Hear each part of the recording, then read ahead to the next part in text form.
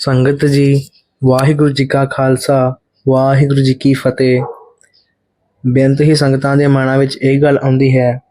ਕਿ ਸਿੱਖ ਦੁਸਹਿਰਾ ਕਿਉਂ ਮਨਾਉਂਦੇ ਹਨ ਅਤੇ ਖਾਸ ਤੌਰ ਤੇ ਤਖਤ ਸੱਚਖੰਡ ਸ੍ਰੀ ਹਜ਼ੂਰ ਸ੍ਰੀ ਅਬਚਲ ਨਗਰ ਸਾਹਿਬ ਵਿਖੇ ਹੀ ਦੁਸਹਿਰਾ ਕਿਉਂ ਮਨਾਇਆ ਜਾਂਦਾ ਹੈ। ਆਓ ਅੱਜ ਅਸੀਂ ਗਿਆਨੀ ਸਰਬਜੀਤ ਸਿੰਘ ਜੀ ਪਾਸੋਂ ਦੁਸਹਿਰੇ ਦੇ ਇਤਿਹਾਸ ਨੂੰ ਸਰਵਣ ਕਰੀਏ ਜੀ। ਫਤਿਹ ਦੀ ਸਾਂਝ ਪਾਓ ਜੀ। वाहिगुरु जी का खालसा वाहिगुरु जी की फतेह। गुरु की प्यारी साध संगत जीओ, जिस तरह के तख्त सचखंड श्री हजूर श्री अबचल नगर साहिब जी की इस पावन धरती दे उत्ते बहुत सारे जिहड़े दिहाड़े मनाए जाते हैं, गुरपुरब भी मनाए जाते ते जिहड़े चार महल्ले होंदे ये विशेष करके मनाए जाते हैं। एक जिहड़ा महल्ला है दीपमाला दा महल्ला, दिवाली दा महल्ला जिन्हों आपां कहंदे आ, उस तो बाद होला महल्ला भी इत्थे मनाया जांदा ते उस तो बाद विसाखी दा महल्ला भी मनाया जांदा ते दशहरे दा महल्ला भी इस पावन धरती ते मनाया जांदा। और एक गल कई लोकां दे मन दे विच इह शंका हुंदी है, उन्हां दा प्रश्न हुंदा कि विशेष करके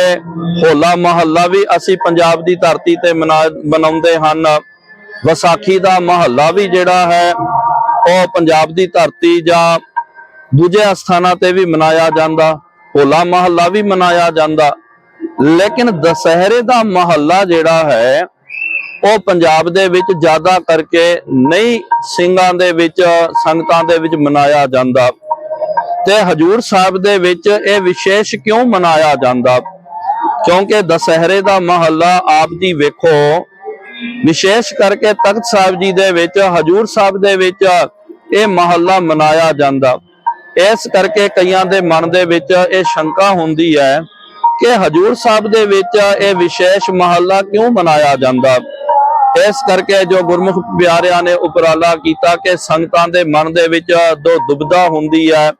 मन विच जो शंका है कि महल्ला दशहरे दा पर्व जिहड़ा है यह हजूर साहब दी धरती ते क्यों मनाया जांदा। जो साध संगत जी जदों आपां गुरु गोबिंद सिंह साहिब जी महाराज जी दा इतिहास पढ़दे आ, ये दशहरा महल्ला जिहड़ा दशहरे दा इहदी रिवाज इहदी जो है मर्यादा गुरु गोबिंद सिंह साहिब जी महाराज जी तो आरंभ होंदी है। विशेष करके जदों आपां गुरु महाराज जी दा इतिहास पढ़दे आ, भाई सुखा सिंह जी उन्होंने जो गुरु महाराज जी का इतिहास लिखिया गुरबिलास पातशाही 10वीं, ਉਹਦੇ ਵਿੱਚ भाई सुखा सिंह जी लिखते हैं कि जदों गुरु गोबिंद सिंह साहिब जी महाराज दखण की धरती ते सतगुरु महाराज जी आना चाहते सन, साबो की तलवंडी तो पातशाह जी ने कहा कि असी भाई दखण की धरती ते जाना। इस तरह सतगुरु महाराज गुरु का खालसा जथेबंदी नूं लै करके तो साबो की तलवंडी तो पातशाह जी जदों रवाना होए, राजपुताना होंदे होए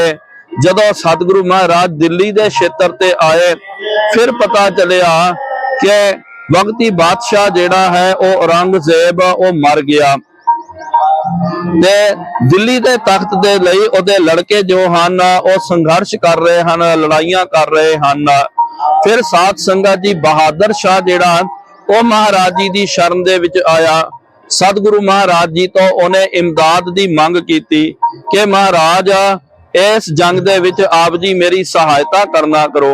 सो सतगुरु महाराज जी ने अपनियां फौजां दे करके बहादुर शाह की मदद करनी की, ओदी इमदाद की। फिर ये जंग जिहड़ा जो जैजो दे मैदान दे विच होया ते इस जंग दे विच बहादुर शाह नूं जित प्राप्त हुई। जदों बहादुर शाह नूं जित प्राप्त हुई ते उन्हें जदों अपना तख्त नशीन करना कीता, उन्हें तख्त नशीन आगरे दी धरती ते कीता ते आगरे दी धरती ते उन्हें सत्कार दे नाल गुरु गोबिंद सिंह साहिब जी महाराज नूं भी बेनती की कि सतगुरु गुरु गोबिंद सिंह साहिब जी महाराज आप जी भी मेरी तख्त नशीनी ते आप जी दर्शन देना करो, आप जी मैनू आशीर्वाद देना करो। उस वेले गुरु गोबिंद सिंह साहिब जी महाराज जदों आगरे दी धरती ते गए, उस वेले साध संगत जी दशहरे दा पर्व सी, दशहरे दा महल्ला सी, जो खास करके हिंदू वीर ਛਤਰੀਆਂ ਦੇ ਵਿੱਚ ਇਹ 4 ਮਹੱਲੇ 4 ਦਿਹਾੜੇ ਜਿਹੜੇ ਹਨ ਵੱਖਰੇ ਵੱਖਰੇ ਜੋ ਵਰਨ ਵੰਡ ਦੇ ਵਿੱਚ ਵਰਨ ਵਾਲੇ ਲੋਕ ਇਹਨੂੰ ਮਨਾਇਆ ਕਰਦੇ ਹਨ। ਜਿਸ ਤਰ੍ਹਾਂ ਕਿ ਸ਼ੂਦਰ ਲੋਕ ਹੋਲੀ ਦਾ ਤਿਉਹਾਰ ਮਨਾਉਂਦੇ ਤੇ ਉਸ ਤੋਂ ਬਾਅਦ ਦੀਵਾਲੀ ਦਾ ਤਿਉਹਾਰ ਜਿਹੜਾ ਦੀਵਾਲੀ ਦਾ ਮਹੱਲਾ ਜਿਹੜਾ ਹੈ ਉਹ ਬਾਣੀਏ ਜਿਹੜੇ ਹਨ ਉਹ ਮਨਾਇਆ ਕਰਦੇ ਹਨ। ਬ੍ਰਾਹਮਣ ਜਿਹੜੇ ਹਨ ਤੇ ਉਹਨਾਂ ਦਾ ਜਿਹੜਾ ਹੈ ਜਿਸ ਤਰ੍ਹਾਂ ਕਿ ਬਾਣੀਏ ਇਹ ਦੀਵਾਲੀ ਦਾ ਪਰਬ ਮਨਾਉਂਦੇ ਤੇ ਨਾਲ ਬਾਣੀਏ ਜਿਹੜੇ ਹਨ ਦੀਵਾਲੀ ਦਾ ਪਰਬ ਮਨਾਉਂਦੇ। ਛਤਰੀ ਜਿਹੜੇ ਹਨ ਇਹ ਦੁਸਹਿਰੇ ਦਾ ਤਿਉਹਾਰ ਮਨਾਉਂਦੇ। ਇਸ ਮਹੱਲੇ ਨੂੰ ਉਹ ਮਨਾਉਂਦੇ ਹਨ ਤੇ ਦੁਸਹਿਰੇ ਦਾ ਉਸ ਵੇਲੇ ਪਰਬ ਸੀ ਤੇ ਜਿੰਨੇ ਵੀ ਉੱਥੇ ਲੋਕਲ ਹਿੰਦੂ ਸਨ ਉਹਨਾਂ ਨੇ ਇਹ ਜਦੋਂ ਪਰਬ ਮਨਾਉਣਾ ਕੀਤਾ ਇਹ ਵੇਖ ਕਰਕੇ ਗੁਰੂ ਕੇ ਖਾਲਸੇ ਨੇ ਮਹਾਰਾਜ ਜੀ ਦੇ ਚਰਨਾਂ ਵਿੱਚ ਬੇਨਤੀ ਕੀਤੀ ਕਿ ਸਤਿਗੁਰੂ ਮਹਾਰਾਜ ਇਹ ਲੋਕ ਦੇਵੀ ਦੀ ਪੂਜਾ ਕਰਦੇ ਹਨ, ਇਹ ਦਿਹਾੜਾ ਇਹ ਮਨਾ ਰਹੇ ਹਨ। ਖਾਲਸੇ ਨੂੰ ਇਹ ਦਿਹਾੜਾ ਮਨਾਉਣਾ ਚਾਹੀਦਾ ਕਿ ਨਹੀਂ ਚਾਹੀਦਾ ਤੇ ਮਨਾਉਣਾ ਤੇ ਖਾਲਸੇ ਨੇ ਦਿਹਾੜਾ ਕਿਸ ਤਰ੍ਹਾਂ ਮਨਾਉਣਾ ਤਾਂ ਗੁਰੂ ਗੋਬਿੰਦ ਸਿੰਘ ਸਾਹਿਬ ਜੀ ਮਹਾਰਾਜ ਜੀ ਨੇ ਉੱਥੇ ਬਚਨ ਕੀਤਾ ਕਿ ਖਾਲਸਾ ਜੀਓ ਇਹ ਦਿਹਾੜਾ ਜਿਹੜਾ ਹੈ ਇਹ ਦਿਹਾੜਾ ਆਪਾਂ ਵੀ ਮਨਾਉਣਾ ਲੇਕਿਨ ਇਸ ਤਰ੍ਹਾਂ ਨਹੀਂ ਮਨਾਉਣਾ ਜਿਸ ਤਰ੍ਹਾਂ ਇਹ ਲੋਕ ਮਨਾਉਂਦੇ ਹਨ। ਆਪਾਂ ਤੁਰਕੀ ਬਾਣੀ ਦਾ ਜੰਗਮਈ ਬਾਣੀ ਦਾ ਯੁੱਧਮਈ ਬਾਣੀ ਦਾ ਜਾਪ ਕਰਕੇ ਸ਼ਸਤਰਾਂ ਦੀ ਪੂਜਾ ਕਰਕੇ ਇਹ ਦਿਹਾੜਾ ਮਨਾਉਣਾ ਹੈ। ਸੋ ਮਹਾਰਾਜ ਜੀ ਨੇ ਉੱਥੇ ਫਿਰ ਇਹ ਮਰਿਆਦਾ ਨੂੰ ਕਾਇਮ ਕੀਤਾ। ਖਾਲਸੇ ਨੂੰ ਕਿਹਾ ਕਿ ਜੋ ਸ਼੍ਰੀ ਦਸਮ ਗ੍ਰੰਥ ਸਾਹਿਬ ਜੀ ਮਹਾਰਾਜ ਜੀ ਦੇ ਵਿੱਚੋਂ ਜੋ 24ਵੀਂ ਯੁੱਧਮਈ ਚੰਡੀ ਦੀ ਬਾਣੀ ਹੈ ਇਹਦਾ ਆਪਾਂ ਨੇ ਜਾਪ ਕਰਨਾ। ਸੋ ਗੁਰੂ ਕੇ ਖਾਲਸੇ ਨੇ ਇਹ ਬਾਣੀਆਂ ਦਾ ਵੱਧ ਤੋਂ ਵੱਧ ਜਾਪ ਕਰਨਾ ਕੀਤਾ। ਫਿਰ ਦੁਸਹਿਰੇ ਵਾਲੇ ਦਿਨ ਗੁਰੂ ਗੋਬਿੰਦ ਸਿੰਘ ਸਾਹਿਬ ਜੀ ਮਹਾਰਾਜ ਆਪ ਨੀਲੇ ਘੋੜੇ ਦੇ ਉੱਤੇ ਸਵਾਰੀ ਹੋ ਕਰਕੇ ਨਾਲ ਗੁਰੂ ਕਾ ਖਾਲਸਾ ਤਿਆਰ ਪਰ ਤਿਆਰ ਸ਼ਸਤਰ ਬਸਤਰਾਂ ਦੇ ਨਾਲ ਨਿਸ਼ਾਨਾ ਧੌਂਸਿਆਂ ਦੇ ਨਾਲ ਫਿਰ ਜਿਸ ਤਰ੍ਹਾਂ ਰਵਾਇਤੀ ਮਹੱਲਾ ਖੇਡਿਆ ਜਾਂਦਾ ਜੋ ਮਹੱਲਾ ਗੁਰੂ ਗੋਬਿੰਦ ਸਿੰਘ ਸਾਹਿਬ ਜੀ ਮਹਾਰਾਜ ਜੀ ਨੇ ਕਦੇ ਹੋਲੇ ਮਹੱਲੇ ਦੇ ਪਰਬ ਦੇ ਉੱਤੇ ਸ਼੍ਰੀ ਅਨੰਦਪੁਰ ਸਾਹਿਬ ਜੀ ਦੇ ਵਿੱਚ ਹੋਲਾ ਮਹੱਲਾ ਖੇਡਣਾ ਕੀਤਾ ਉਹੀ ਤਰਜ ਦੇ ਉੱਤੇ ਗੁਰੂ ਗੋਬਿੰਦ ਸਿੰਘ ਸਾਹਿਬ ਜੀ ਮਹਾਰਾਜ ਜੀਆਂ ਨੇ ਇੱਥੇ ਆਗਰੇ ਦੀ ਧਰਤੀ ਤੇ ਦੁਸਹਿਰੇ ਦਾ ਮਹੱਲਾ ਖੇਡਿਆ ਸ਼ਸਤਰਾਂ ਦੀ ਪੂਜਾ ਕਰਨੀ ਕੀਤੀ ਹੈ। ਉਸ ਤੋਂ ਬਾਅਦ ਚੱਲ ਕਰਕੇ ਜਦੋਂ ਗੁਰੂ ਗੋਬਿੰਦ ਸਿੰਘ ਸਾਹਿਬ ਜੀ ਮਹਾਰਾਜ ਇਸ ਧਰਤੀ ਤੇ ਆਏ ਹਜੂਰ ਸਾਹਿਬ ਜੀ ਦੀ ਧਰਤੀ ਤੇ ਆਏ ਉਹੀ ਮਰਿਆਦਾ ਮੁਤਾਬਕ ਗੁਰੂ ਗੋਬਿੰਦ ਸਿੰਘ ਸਾਹਿਬ ਜੀ ਮਹਾਰਾਜ ਜੀ ਨੇ ਇੱਥੇ ਦੁਸਹਿਰੇ ਦਾ ਮਹੱਲਾ ਖੇਡਣਾ ਕੀਤਾ। ਖਾਲਸੇ ਨੂੰ ਕਿਹਾ ਕਿ ਭਾਈ ਆਪਾਂ ਮੂਰਤੀ ਪੂਜਾ ਨਹੀਂ ਕਰਨੀ ਹੈ ਸਾਡੇ ਲਈ ਸ਼ਕਤੀ ਦਾ ਪ੍ਰਤੀਕ ਸ਼ਸਤਰ ਹਨ। ਮਹਾਰਾਜ ਨੇ ਕਿਹਾ ਨਾ ਅਸ ਕਿਰਪਾਨ ਖੰਡੋ ਖੜਗ ਤੁਪਕ ਤਬਰ ਅਰ ਤੀਰ ਸੈਫ ਸਰੋਹੀ ਸਹਿਥੀ ਯਹ ਹਮਾਰਾ ਪੀਰ। ਜੋ ਸਾਡੇ ਸ਼ਸਤਰ ਹਨ ਇਹ ਸਾਡੇ ਲਈ ਪੀਰ ਹਨ ਇਹ ਸਾਡੇ ਦੇ ਲਈ ਸ਼ਕਤੀ ਦਾ ਰੂਪ ਹਨ। ਇਸ ਕਰਕੇ ਮਹਾਰਾਜ ਜੀ ਨੇ ਗੁਰੂ ਕੇ ਖਾਲਸੇ ਨੂੰ ਬਚਨ ਕੀਤਾ ਕਿ ਖਾਲਸਾ ਜੀਓ ਸ਼ਸਤਰਾਂ ਦੀ ਪੂਜਾ ਕਰਨਾ ਕਰੋ ਸ਼ਸਤਰਾਂ ਦਾ ਅਭਿਆਸ ਕਰਨਾ ਕਰੋ ਗੱਤਕਾ ਆਦਿਕ ਖੇਡਣਾ ਕਰੋ। ਤੇ ਫਿਰ ਮਹਾਰਾਜ ਜੀ ਨੇ ਆਪ ਇਸ ਧਰਤੀ ਤੇ ਜੋ ਮਹਾਰਾਜ ਜੀ ਦੀ ਉਚਾਰਨ ਕੀਤੀ ਹੋਈ ਸ਼੍ਰੀ ਮੁਖਵਾਕ ਬਾਣੀ ਦਾ ਇੱਥੇ ਜਾਪ ਕਰਨਾ ਕੀਤਾ ਤੇ ਆਪ ਗੁਰੂ ਕੇ ਖਾਲਸੇ ਨੇ ਇੱਥੇ ਦੁਸਹਿਰੇ ਦਾ ਮਹੱਲਾ ਜਿਹੜਾ ਹੈ ਉਹ ਖੇਡਣਾ ਕੀਤਾ। ਗੁਰੂ ਗੋਬਿੰਦ ਸਿੰਘ ਸਾਹਿਬ ਜੀ ਮਹਾਰਾਜ ਜੀ ਨੇ ਇੱਥੇ ਆਪ ਜੋ ਪੁਰਾਤਨ ਰਵਾਇਤਾਂ ਮੁਤਾਬਕ ਅੱਜ ਵੀ ਸੀਨਾ ਬਾ ਸੀਨਾ ਜੋ ਮਰਿਆਦਾ ਚਲੀ ਆ ਰਹੀ ਹੈ ਤਖਤ ਸਾਹਿਬ ਜੀ ਦੇ ਉੱਤੇ ਜਿਹਦੇ ਆਪਾਂ ਦਰਸ਼ਨ ਕਰਦੇ ਹਾਂ ਇਸ ਤਰ੍ਹਾਂ ਹੀ ਮਹਾਰਾਜ ਜੀ ਨੇ ਮਹਾਰਾਜ ਜੀ ਦੇ ਕਾਲ ਵੇਲੇ ਉਸ ਸਮੇਂ ਦੇ ਵਿੱਚ ਜੰਗ ਦੀ ਯੁੱਧਮਈ ਵੀਰ ਰਸੀ ਬਾਣੀ ਦਾ ਜਾਪ ਕਰਨਾ ਕੀਤਾ ਸਿੱਖਾਂ ਤੋਂ ਵੀ ਜਾਪ ਕਰਵਾਇਆ ਸ਼ਸਤਰਾਂ ਦੀ ਪੂਜਾ ਕਰਨੀ ਕੀਤੀ ਸ਼ਸਤਰਾਂ ਨੂੰ ਤਿਲਕ ਦੇਣਾ ਕੀਤਾ ਤੇ ਆਪ ਮਹਾਰਾਜ ਜੀ ਨੇ ਜਿਸ ਤਰ੍ਹਾਂ ਮਹੱਲਾ ਖੇਡਿਆ ਸੀ ਉਹੀ ਪੁਰਾਤਨ ਰਵਾਇਤਾਂ ਮੁਤਾਬਕ ਅੱਜ ਵੀ ਸਾਧ ਸੰਗਤ ਜੀ ਤਖਤ ਸੱਚਖੰਡ ਸ਼੍ਰੀ ਹਜ਼ੂਰ ਸ਼੍ਰੀ ਅਬਚਲ ਨਗਰ ਸਾਹਿਬ ਜੀ ਦੇ ਵਿੱਚ